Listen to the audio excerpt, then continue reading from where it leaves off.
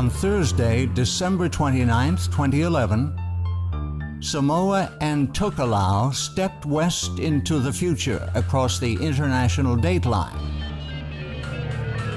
Skipping December 30th, the next day was declared to be December 31st, 2011. The move was purely for economic convenience. Samoa has close trading ties with Australia, New Zealand, and China. Being one day behind their closest neighbors cut 2 days, Monday and Friday, from each work week.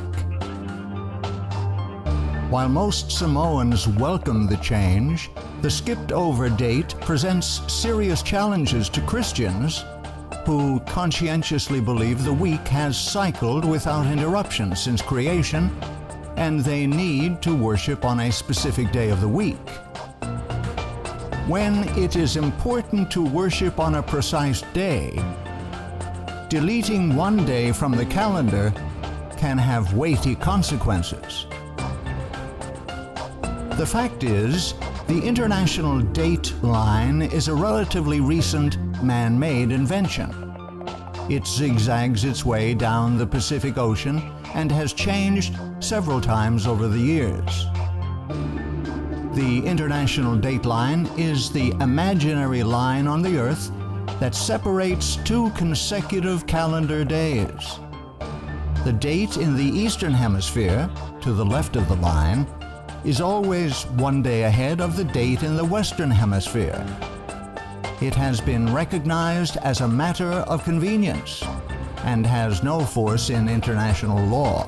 Without the international date line, travelers going westward would discover when they returned home 1 day more than they thought had passed, even though they had kept careful tally of the days they were away. This happened to Magellan's crew after the first circumnavigation of the globe.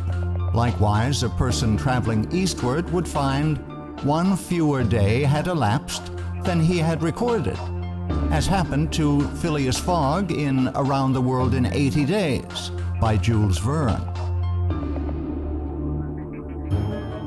The Gregorian calendar in use around the world today is a solar calendar having a continuous weekly cycle. On a solar calendar, the days and years are measured by the sun, but the months and weeks are purely arbitrary, having no link to any movement in nature. This is what necessitates the international date line. It established a man-made beginning to the day to unite the whole world on one Gregorian date. So the international date line has proven to be a real problem for the inhabitants of Samoa. Because Samoa's date was different from its surrounding neighbors, causing economic problems, they changed the location of the international date line. The international date line is an attempt by man to solve a man-made problem, which inevitably occurs on a round Earth when one uses a continuous weekly cycle, not anchored to the heavenly bodies and the rotation of the Earth.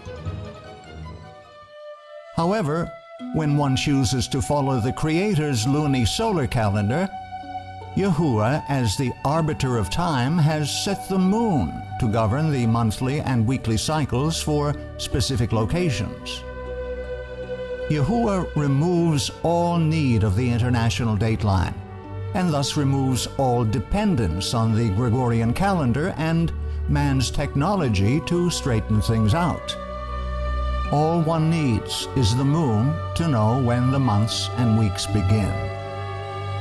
It is widely believed the continuously cycling week in use today has come down uninterrupted from creation via Noah and his sons.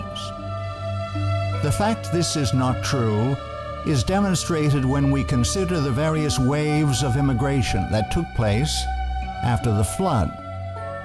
When Noah's descendants emigrated from the mountains of Ararat, some moved to the east, others to the west. If a tribe of seventh-day Sabbath-keeping Shemites moved to the east towards the rising sun, Eventually, several years later, they would come to a point halfway around the world. Being Sabbath keepers, they would have kept very careful track of time.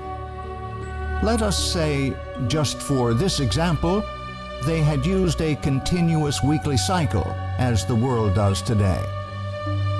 Due to the rotation of the earth and the fact they move towards the rising sun, once they reached the far side of the world, they would be 12 hours ahead of their original starting point at Ararat. Now consider that a tribe of seventh-day Sabbath-keeping Japhethites also moved from Ararat. This tribe, however, moved to the west, following the setting sun. Being Sabbath keepers, they also would have kept a careful track of time. Again, for the sake of illustration, let us say they too used continuously cycling weeks. A few years later, upon arriving at the same point on the other side of the world occupied by the tribe of Shemites, who moved east, the tribe of Japhethites, who moved west, would be 12 hours behind the time at Ararat.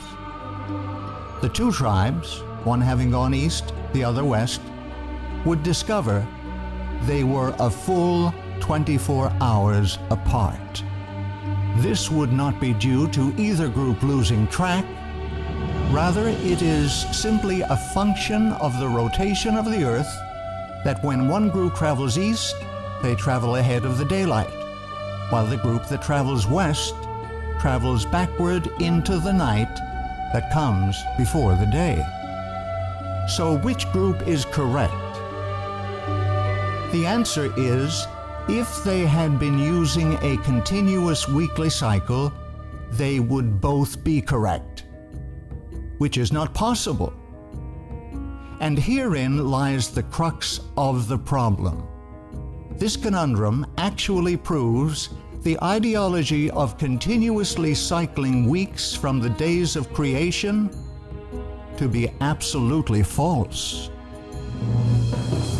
As people spread out and populated the world in the centuries following the flood, they took with them the method of timekeeping used by Adam and his descendants, which was brought down through the flood by Noah and his sons.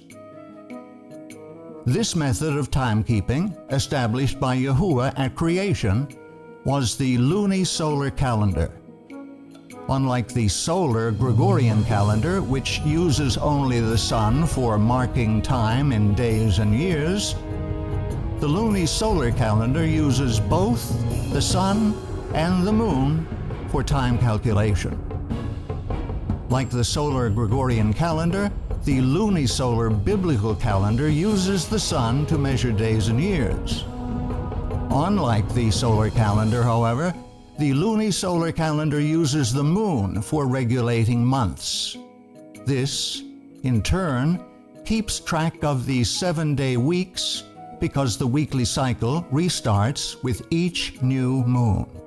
The result is, if two tribes moved away from Ararat, one to the east, the other to the west, and encountered each other a few years later on the other side of the world, they would both be 12 hours different from their original starting point at Ararat, but they would not be 24 hours apart from each other. As each tribe moved, they would keep track of time by watching the moon. As the tribes moved closer together on the far side of the world, their observation of the moon would also draw closer and closer together, so that when they finally met, they would both be as at the beginning of their journey, on the same day and the same date. Here is seen the beauty and symmetry of the heavenly system of timekeeping.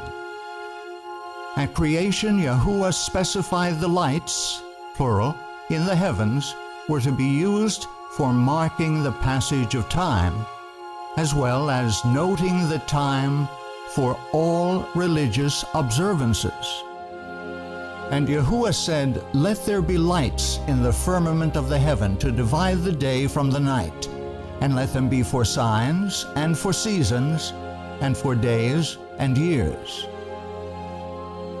The word seasons comes from the word moed. This is a word widely used to refer to all religious gatherings. In fact, all of the feasts listed in Leviticus 23, the first of which is the seventh-day Sabbath, are also called moedah, the plural of moed. When the Creator set aside the Sabbath day and blessed and sanctified it as holy time, He also created a system whereby people could keep track of the passage of time so they could know and worship Yahuwah Elohim when His Sabbath arrived. It took both sun and moon to create this perfect system of timekeeping. As the anchor to the months and the weeks, the moon regulates time accurately, no matter where you are on earth. Thus, were a tribe of Shemites to move east, and a tribe of Japhethites move west and reunite a few years later, they would be united on the same weekly schedule, because the basis for their weekly count is anchored in the heavens. It is not grounded on any man-made institution. Scripture explicitly states that the moon was created to mark the passage of time. He created the moon for seasons, moedah. The sun knoweth his going down. Because the modern weekly cycle has no ties to anything in nature, problems arise that do not exist in the lunisolar calendar of creation. Specifically, the need for an arbitrary international dateline.